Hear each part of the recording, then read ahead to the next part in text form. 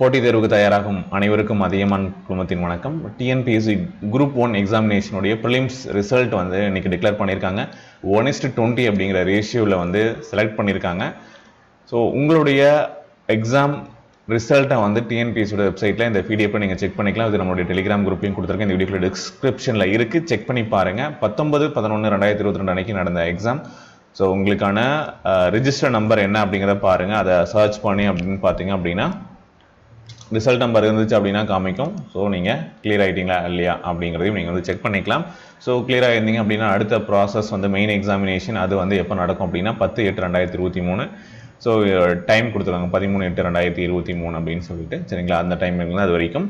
Okay, so அதுக்கான document இதெல்லாம் வந்து நீங்கள் ஸ்கேன் பண்ண டாக்குமெண்ட்ஸ் எல்லாமே ஆன்லைனில் அப்லோட் பண்ணுற மாதிரி இருக்கும் யூஸ் சேவா சென்டர்ஸில். அது வந்து 8 மேவில் இருந்து ஸ்டார்ட் ஆகுது. 16 மே வரைக்கும் உங்களுக்கு டைம் வந்து கொடுத்துருக்காங்க, சரிங்களா? ஸோ இதுதான் வந்து ப்ராசஸ்.